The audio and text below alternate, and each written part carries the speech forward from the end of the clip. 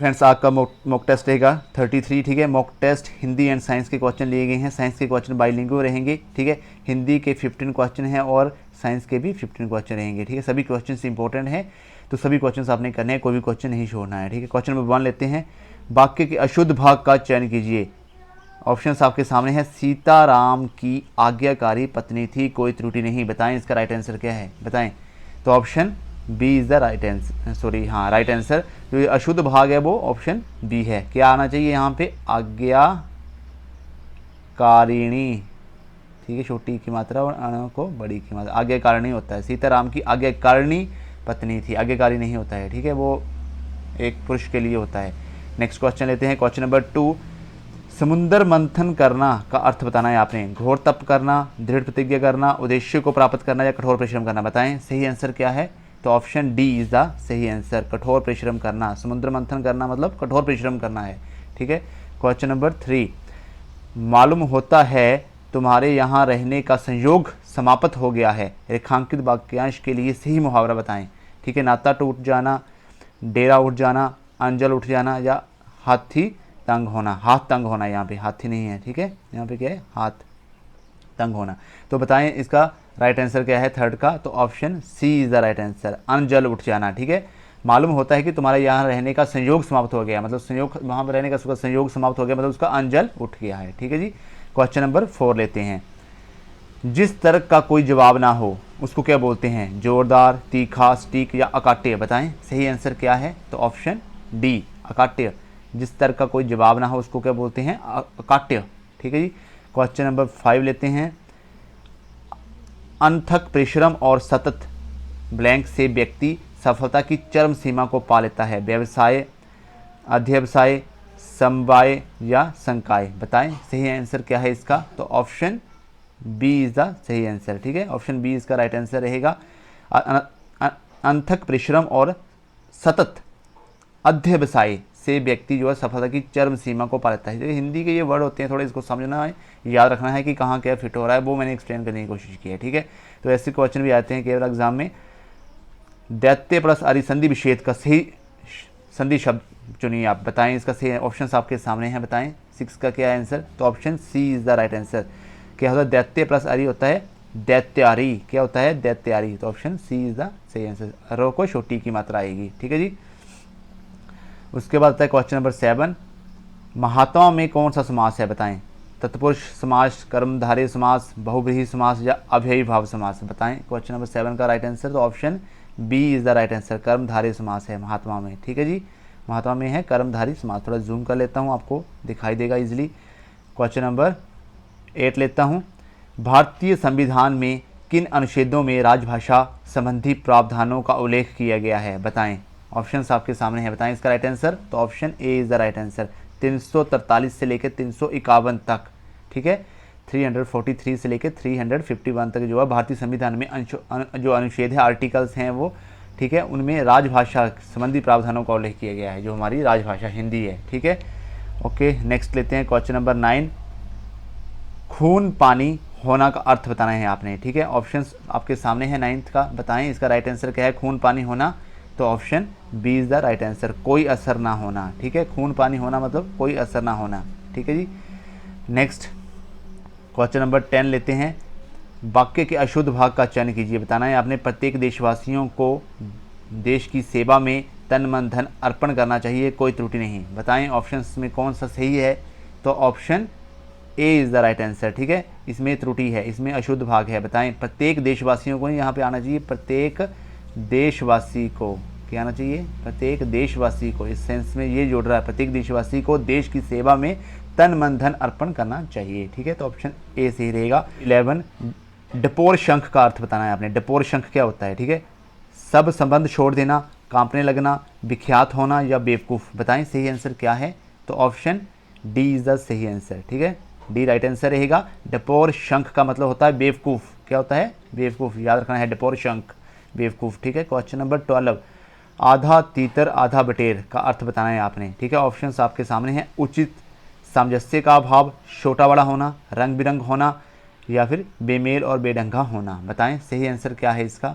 तो option D is the right answer, बेमेल और बेढंगा होना। आधा तीतर आधा बटेर का यही सही आंसर है। ठीक है, क्वेश्चन नंबर 13, उपाय वही सफल और श्रेष्ठ है जिसका लोहा विरोधी को भी मानना पड़े के लिए सही लोकोक्ति बताना है आपने। ठीक है, आधा तीतरा आधा बटेर, चमत्कार को नमस्कार, जादू वही जो सिर चढ़कर बोले और इनमें से कोई नहीं। बताएं इसका सही आंसर क्या है 13 का। तो option C is the right answer. जादू वही जो सिर चढ़कर बोले, मतलब उपाय वही सफल और श्रेष्ठ है जिसका लोहा विरोधी को भी मानना पड़े। ठीक है, तो ये इसकी लोकोक्ति है। ओके, क्वेश्चन नंबर 14 लेते हैं। ऊधो का लेना ना माधो को देना का अर्थ बताना है आपने। ठीक है, अपने काम से काम, भक्तिभाव से दूर रहना, हिसाब साफ रखना या सबसे अलग रहना। बताएं सही आंसर क्या है। तो option A is the right answer. अपने काम से काम, ऊधो का लेना ना माधो को देना। ठीक है, अपने काम से काम रखता है। ठीक है, ना किसी से लेता है ना देता है। ठीक है जी। 15, क्वेश्चन नंबर 15, मृगनयनी में कौन सा समास है बताना है आपने। कौन सा समास है बताएं। तो option D is the right answer. ठीक है जी, कर्मधारय समास है। ठीक है, मृगनयनी, मृगनयन जिसके कर्मधारय समास है। ठीक है जी। नेक्स्ट पार्ट लेते हैं हम साइंस। ठीक है, बाइलिंगुअल में रहेंगे। Which one among the following vitamin is necessary for blood clotting. ठीक है, निम्नलिखित में से कौन सा विटामिन रक्त के थक्के के लिए आवश्यक है। Vitamin A, vitamin D, vitamin के एंड विटामिन सी। बताएं जो से रक्त के क्लॉट बनते हैं ब्लड के, उसको कौन सा विटामिन है नेसेसरी है उसके लिए बताएं। तो क्वेश्चन नंबर 1 का रहेगा option C is the right answer, vitamin K. ठीक है, विटामिन के इज द राइट आंसर। ठीक है जी। 2, which one among the following hormones is the stress hormone of plants. निम्नलिखित में से कौन सा हार्मोन पौधों का तनाव हार्मोन है। बताएं जो स्ट्रेस हार्मोन है प्लांट्स का बताना है आपने। ऑक्सिन, एब्सिसिक एसिड, गिबरेलिन या फिर साइटोकिनिन। बताएं इसका सही आंसर क्या है दूसरे का। तो option B is the right answer. ठीक है, एब्सिसिक एसिड। ठीक है जी। Which one among the following metals is used in fireworks to make a brilliant white light। ठीक है, निम्नलिखित में से किस धातु का उपयोग आतिशबाजी में चमकदार सफेद रोशनी बनाने के लिए किया जाता है। ठीक है, मतलब ब्रिलियंट लाइट जो बनाने के लिए, लाइट वाइट लाइट बनाने के लिए कौन से फायर क्रैकर का यूज़ किया जाता है। ठीक है, बीच कौन से मेटल का यूज़ किया जाता है उसमें बताना है आपने। सोडियम, मैग्नीशियम, एल्यूमिनियम या सिल्वर। बताएं सही आंसर क्या है। तो option B is the right answer, magnesium का यूज़ किया जाता है उसमें। ठीक है। For Which one among the following agents is added to domestic LPG cylinder to help in the detection of gas leakage। बताना है आपने। गैस रिसाव का पता लगाने में मदद करने के लिए घरेलू LPG सिलेंडर में निम्नलिखित में से कौन सा एजेंट जोड़ा जाता है। बताना है आपने। मिथेनॉल, इथेनॉल, थियोथेनॉल या फिर क्लोरोफॉर्म। बताएं इसका सही आंसर क्या है 4 का। तो option C is the right answer. ठीक है, थियोथेनॉल। ठीक है, तो ऑप्शन सी इसका सही आंसर रहेगा 4 का। Question, milk is unique in its nutritive value, however it is poor source of. बताने दूध अपने पोषक मूल्य में अद्वितीय है, हालांकि यह एक खराब स्रोत है। किसका पुअर सोर्स है बताना है आपने। कैल्शियम, आयरन, कॉपर या सोडियम। बताएं इसका सही आंसर क्या है। तो option B is the right answer, iron. ठीक है, तो आयरन थोड़ा कम होता है दूध में, उसका पुअर सोर्स है। ठीक है, तो न्यूट्रिशन वैल्यू के लिए बेहतर है। ठीक है।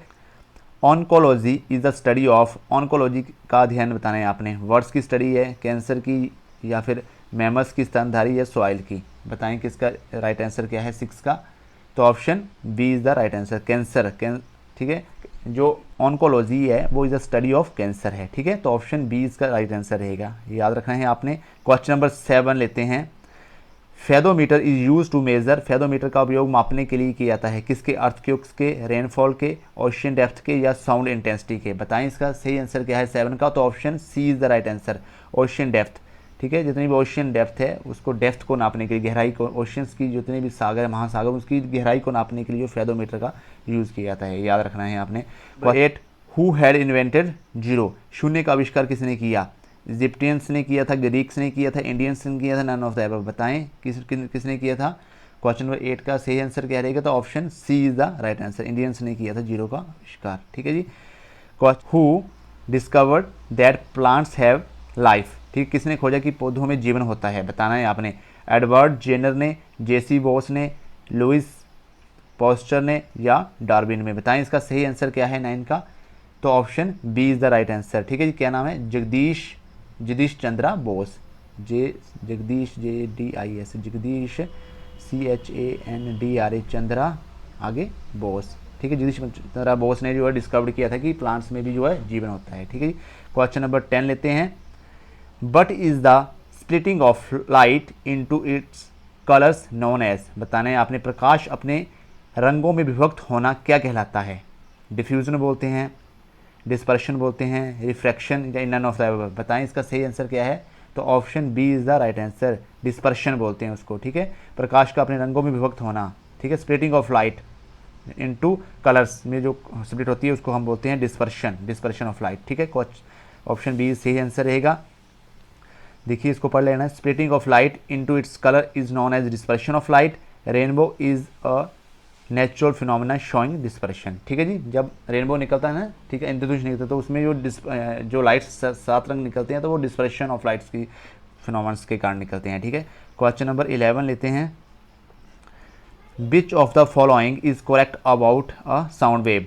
It is a mechanical wave, it is an electromagnetic wave, it is both mechanical and electromagnetic wave, and it is neither mechanical nor an electronic wave. बताएं इसका सही आंसर क्या है 11 का? तो option A is the right answer. ठीक है, it is a mechanical wave. ठीक है, जो साउंड वेव है वो क्या है? मैकेनिकल वेव है। ठीक है जी, sound is a mechanical wave and can not travel through vacuum, it needs a medium to travel. ठीक है जी, तो इसका एक्सप्लेनेशन था। Question number 12, consider the following differences between RBC and डब्ल्यूबीसीएस इन ह्यूमन बॉडी। ठीक है, तो मानव शरीर में आरबीसी और डब्ल्यूबीसी के बीच निम्नलिखित अंतरों पर विचार करें। ठीक है, बताना है आपने हिंदी में थोड़ा। RBC are smaller in size but larger in number compare to WBC. मतलब आरबीसी जो है स्मॉल साइज होता है, large number of W white cell से कंपेयर करें तो। While RBC do not have nucleus, RBC में जो रेड ब्लड सेल होते हैं उसमें न्यूक्लियस नहीं होता और डब्ल्यूबीसी में न्यूक्लियस होता है। ठीक है, तो आपने बताना है इसका राइट आंसर क्या है। Which of the following statement is correct? ठीक है, ऑप्शन ए मतलब 1 only, option B 2 only, option C both and 1 and 2, and option D neither 1 और नॉर 2। बताएं इसका सही आंसर क्या है? ठीक है, राइट आंसर रहेगा ऑप्शन सी, बोथ 1 and 2। ठीक है, तो both the statements are correct. RBC have hemoglobin which carries oxygen to lungs whereas WBC helps in blood clotting in the body। ठीक है जी, तो ऑप्शन सी इसका सही आंसर रहेगा। ओके, क्वेश्चन नंबर 13 लेते हैं।